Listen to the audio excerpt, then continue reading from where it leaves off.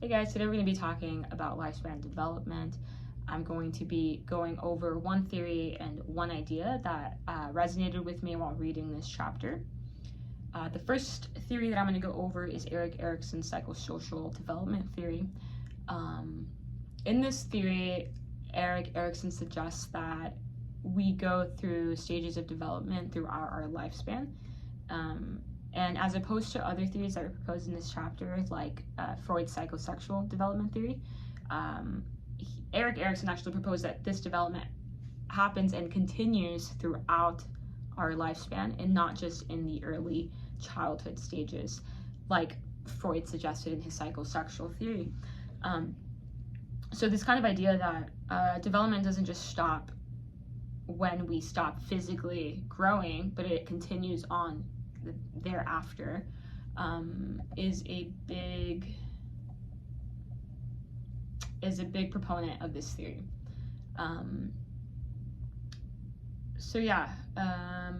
He basically characterizes all the stages of our life from birth to death, and in each of these stages he proposes that we face one conflict, and depending on how well we go through that conflict and whether or not we do face that conflict and go through it, determines our self-worth. So for example, if we get stuck on one conflict in one stage and we don't necessarily go through that conflict, then that can stunt our developmental growth, right? Now, these conflicts are based on the way that we interact with our environment. It reflects on our social interactions and also the way that we think of ourselves, aka our sense of identity and our sense of ego, right? And so I'm going to go very briefly through the stages that he kind of talks about and the conflicts associated with each stage and why I chose this theory to talk about. So, for example, in infancy, which is ages from birth to 1 year of age, the biggest conflict that children face is the kind of conflict of who to trust, right? So at this stage, they're barely getting familiarized with their caregiver, with who is safe and who is not. Therefore, trust is the main conflict that they need to get over, right? A second one we're going to talk about is early childhood. So early childhood, or not early childhood, toddler age, right? So that's going to be from ages 1 to about 3. Now, this is when children are starting to get a little bit more independent and they're starting to explore the world around them, right? And so their biggest conflict is going to be facing the want to be independent, but the inability to do so because of the lack of motor skills and cognitive abilities. Therefore, they're faced with this feeling of shame and doubt, right? So that's going to be their biggest conflict, is being independent while also, or being as independent as they can with the skill set that they have, right? The next stage is preschool stage. This is where children are starting to initiate social interactions and they're dealing with the guilt related to these social interactions, right? They're starting to make friends and play is a big proponent in their lives. So their biggest conflict is kind of, choosing who to be friends with. That's their biggest conflict as a preschool kid. When it comes to school age, we're talking about, elementary school children, ages from around 7 to 11 years old. In this stage, their biggest conflict is going to be industry versus inferiority, right? So this is when they start looking around and comparing themselves to their peers and spotting the areas of inadequacies within themselves. So that's the biggest conflict that you face at that age, right? Is how come my shoes don't look like that dude's shoes, or how come my voice is different than this dude's voice, whatever. And the next stage, which is the stage that made me choose this to talk about, because it's when I was reading this in the textbook, I'm like, oh my god, I can relate to this so much. But the teenage stage, right? So this is from age 12 to 18. the biggest conflict that kids this age face, I should say teenagers, is, you know, they face this problem of identity, where they don't know who they are. They're barely figuring out kind of what makes them who they are. And it's a very confusing time for a lot of people. I do remember, you know, being a teenager and being super insecure about myself and not necessarily having a sense of identity or confidence of any form. And so, yeah, when I was reading through the textbook, I'm like, oh my God, I can relate so much to this, which is why I chose to talk about it. And also this next one, early adulthood, is the next stage, which is the stage that we are all most likely in, right? So early adulthood is your 20s to early 40s. Your biggest conflict here, according to Erik Erikson, is going to be concerned with intimacy versus isolation.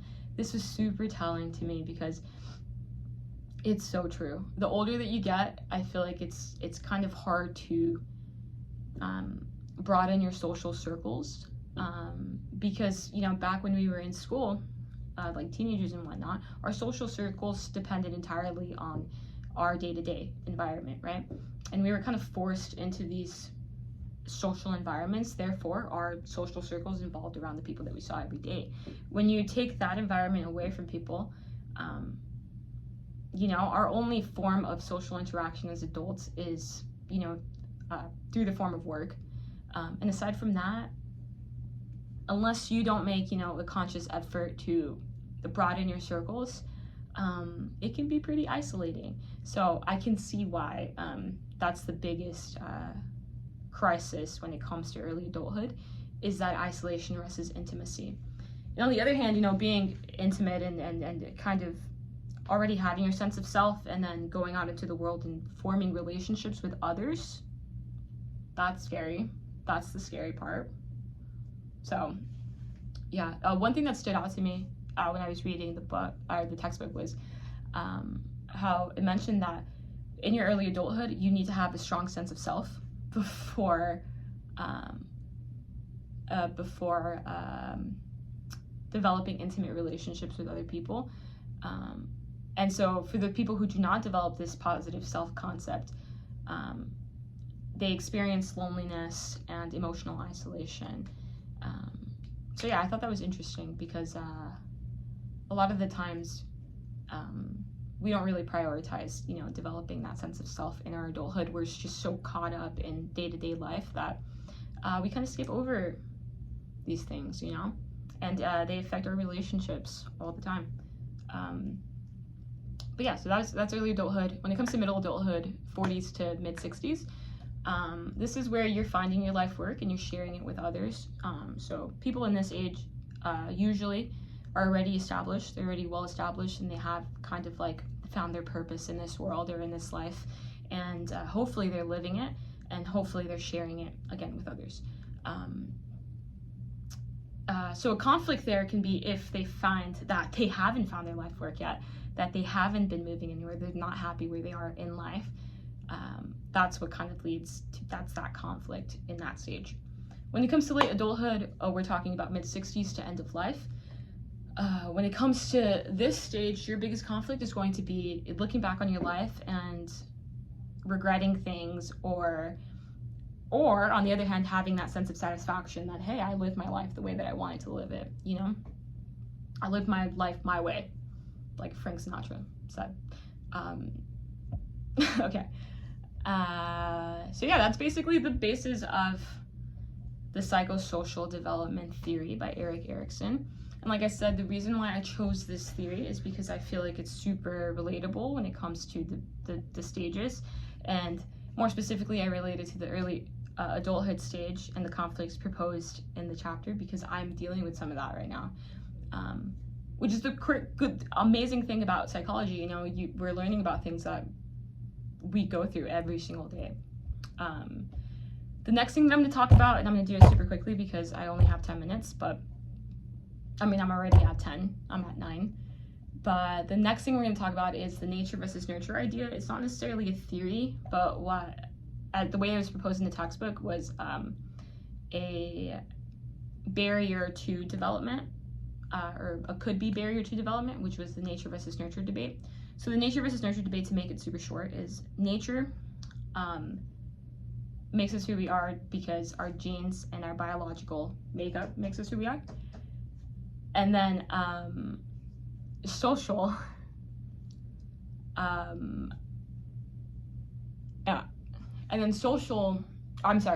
then nurture means that we are made who we are based on our environment and the way that we grew up. The reason why I chose this idea to talk about is because I feel like it's one of the biggest kind of debates in psychology. Maybe it's not a debate so much because I feel like it's already been resolved. Like I said in the textbook, most people credit both nature and nurture into making someone who they are. But you do find that debate in terms of kind of in relation to criminals and stuff like that. So, you know, in relation to like serial killers, like nature versus nurture, is it because of their genes and their biological makeup, or is it because of the way that they grew up? The you know, the toxic environments or the abusive environments they grew up in that caused them to act out later on in life. So yeah, that's why that idea resonated with me, because I remember, you know, reading about that throughout the years in school and stuff. But yeah, that's all I got for you guys. Sorry it was all jumbled up. I try to be as organized as possible, but yep, that's it. Thank you guys.